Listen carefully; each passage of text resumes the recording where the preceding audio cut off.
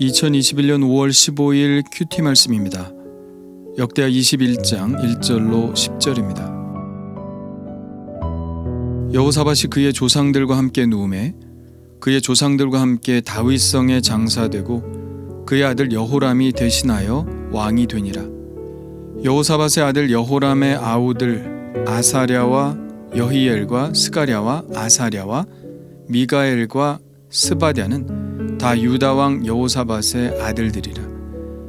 그의 아버지가 그들에게는 은금과 보물과 유다 견고한 성읍들을 선물로 후히 주었고 여호람은 장자임으로 왕위를 주었더니 여호람이 그의 아버지의 왕국을 다스리게 되어 세력을 얻은 후에 그의 모든 아우들과 이스라엘 방백들 중 몇 사람을 칼로 죽였더라. 여호람이 왕위에 오를 때의 나이가 32세라. 예루살렘에서 8년 동안 다스리니라. 그가 이스라엘 왕들의 길로 행하여 아합의 집과 같이 하였으니 이는 아합의 딸이 그의 아내가 되었음이라. 그가 여호와 보시기에 악을 행하였으나 여호와께서 다윗의 집을 멸하기를 즐겨하지 아니하셨음은 이전에 다윗과 더불어 언약을 세우시고 또 다윗과 그의 자손에게 항상 등불을 주겠다고 말씀하셨음이더라.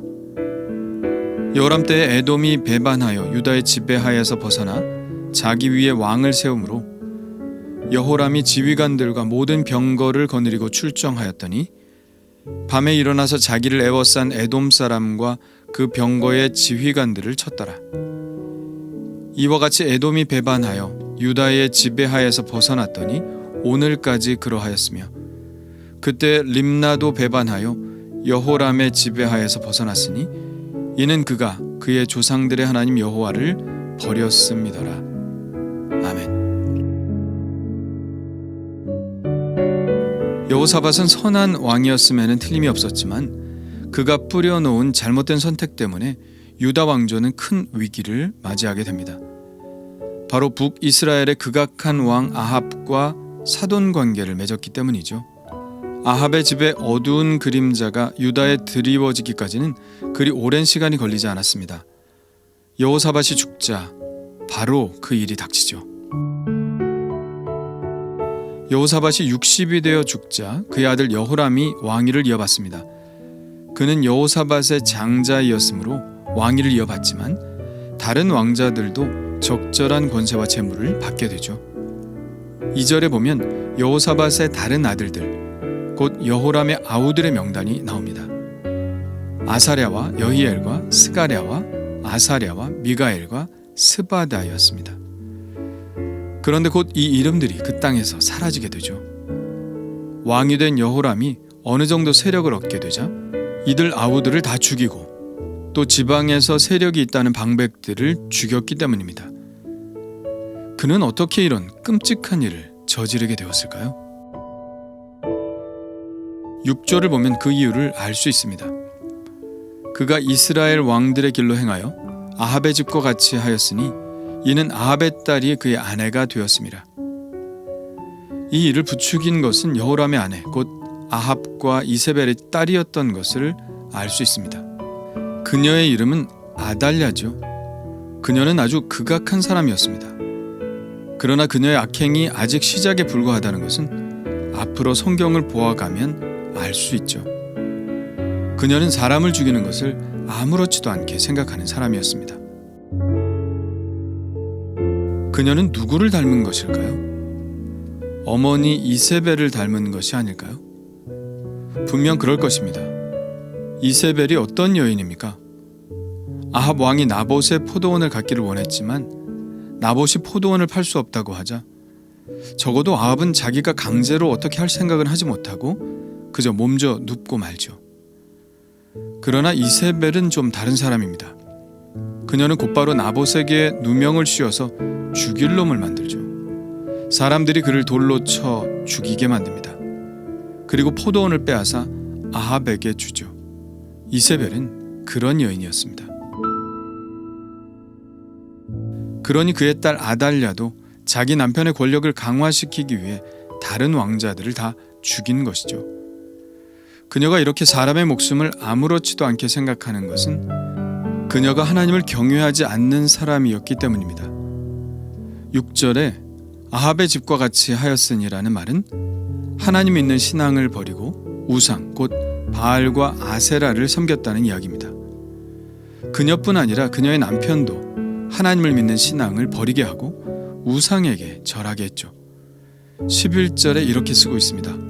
여호람이 또 유다 여러 산에 산당을 세워 예루살렘 주민으로 음행하게 하고 또 유다를 미혹하게 하였으므로. 그래서 신앙이 중요합니다. 누구를 믿고 사느냐가 중요합니다. 우상에게는 윤리가 없습니다. 우상은 내 욕망의 투사죠. 내 욕망의 화신을 우상으로 만들어 놓고 그것에 절하는 것입니다. 결국 욕망을 숭배하는 것이죠. 욕망을 숭배하는 사람들은 못할 것이 없습니다.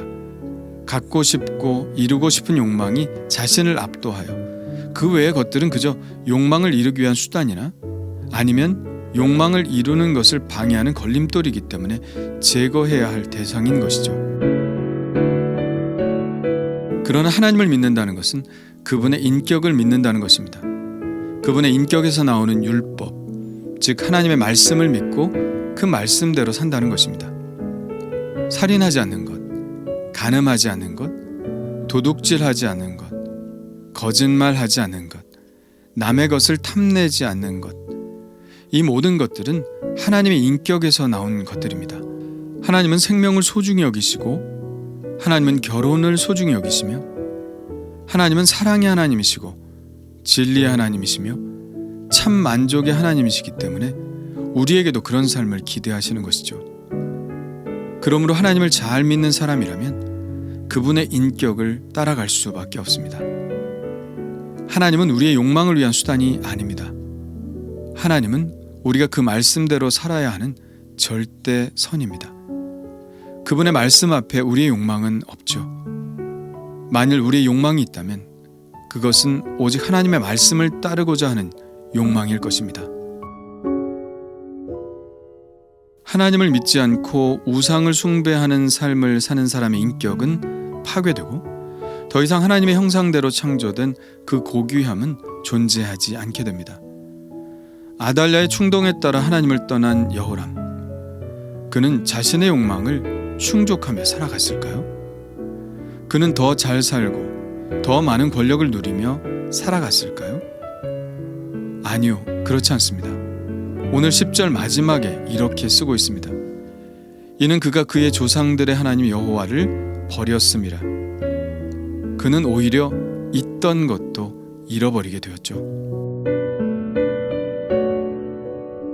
여호사밧 왕 때 한 번 시도되었던 에돔의 반란은 자중질환 가운데 진압되었었죠.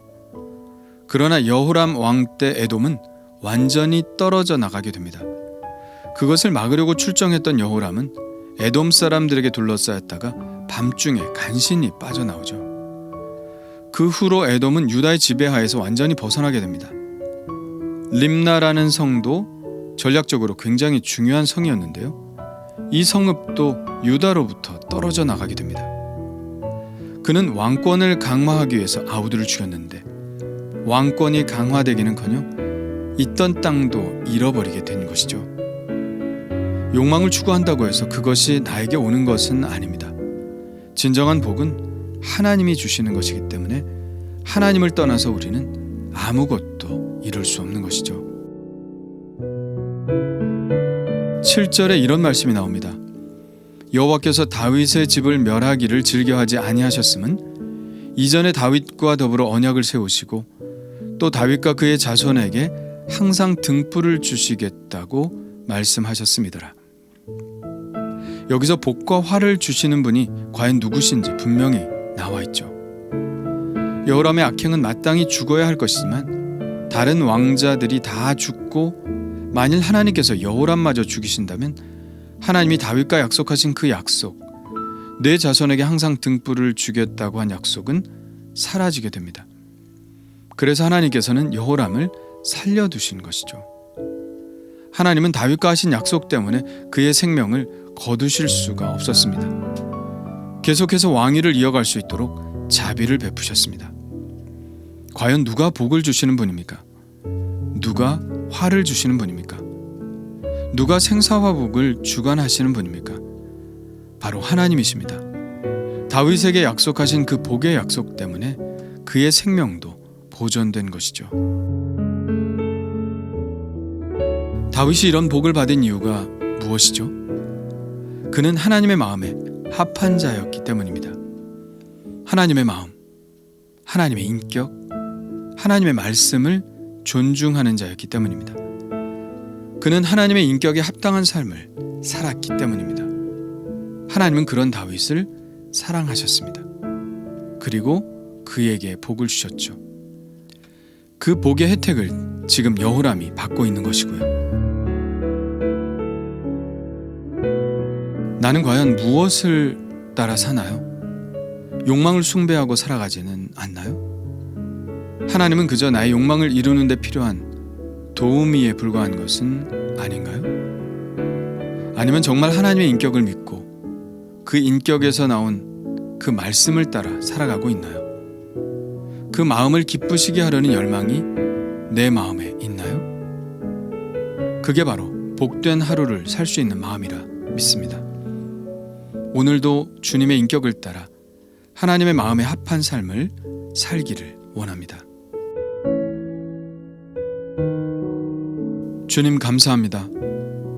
눈 하나 깜짝하지 않고 동생들을 죽일 수 있는 그 잔인한 마음은 어디에서 생겨났을까요?